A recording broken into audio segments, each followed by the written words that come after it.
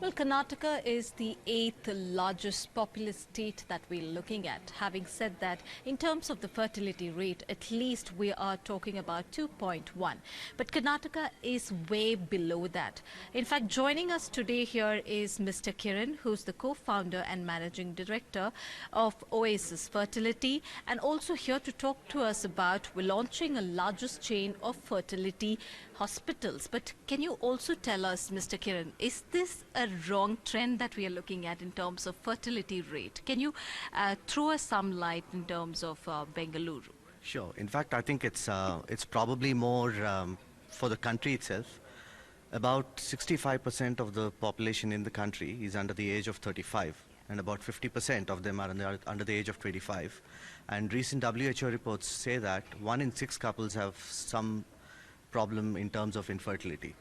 So it's rather ironic for a country of this size, we would have this bigger problem, and especially with the whole Bangalore being the IT capital of the country, and a lot of people in the younger age with plenty of stress and lifestyle diseases. This is just the beginning of a much larger problem that we're going to see. So as a result of this, we have just now launched our first center in Bangalore, and we're looking at a much larger footprint in both Tier 1 and Tier 2 cities in Karnataka. Okay, I believe you have made your presence elsewhere across the country as well. You are coming to Bengaluru now. But can you tell us more in terms of, have you all conducted a kind of research that you are getting more queries from Bengaluru? Or what is that you all had to arrive at a conclusion, yes, we need to set up a firm here or a center? In fact, for what we do and the kind of services that we have, we are very tech and data focused, and all the services that we actually provide, we in fact think there'll be a far more receptivity in Karnataka than in any other place, because the people, the younger population are far more aware, far more cognizant of the problem. They're very, very digitally aware too. And what we see is a lack of many organized players who are coming to actually provide the service.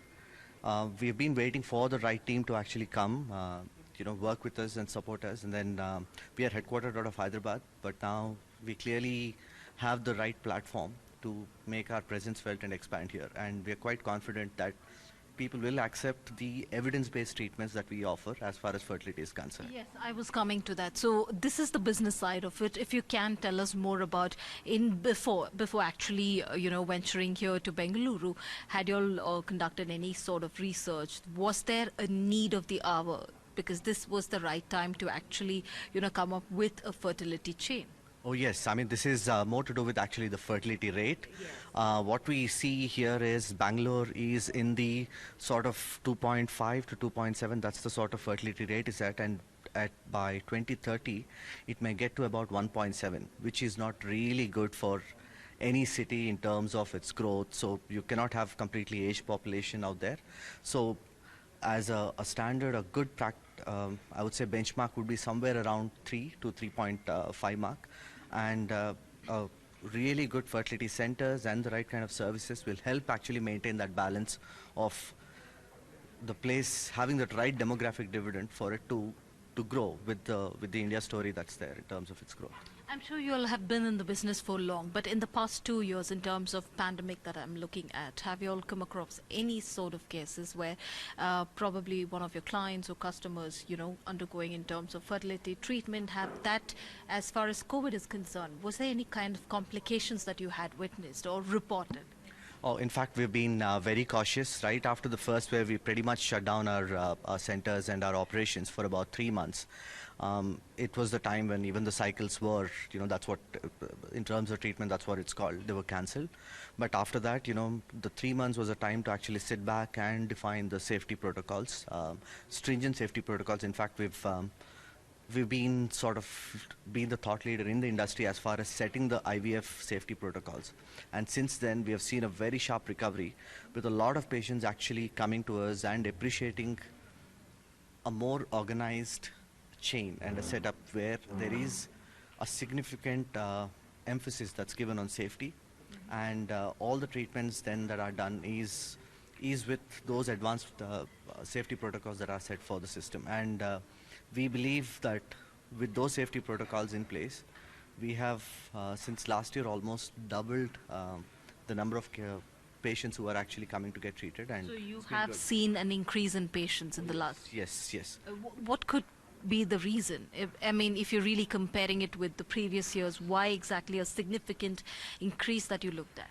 See, the industry has been actually growing at about 25 to 30% year on year, and with the first wave in COVID, people pretty much were sitting at home, and there was nothing happening there. So all of that pent up demand, number one, and number two, beyond this, people after this have actually recognized, okay, these centers are safe, my treatment is elective, I know the time that I'm going when I'm going there. All of those things actually added up, and I think there is also probably a reason of people really wanting to have a child, and they could not delay it at that point in time. All of these added up, and we have seen a sharp recovery. Us and a few other, organized players they have seen a clear uptick in terms of fertility treatments. Okay, so we are clearly looking at a very dangerous trend in terms of the fertility rate, at least by 2030, right? Or even before that, I mean, I think the sooner we act, the better in terms of spreading the awareness, number one, and providing the right set of information and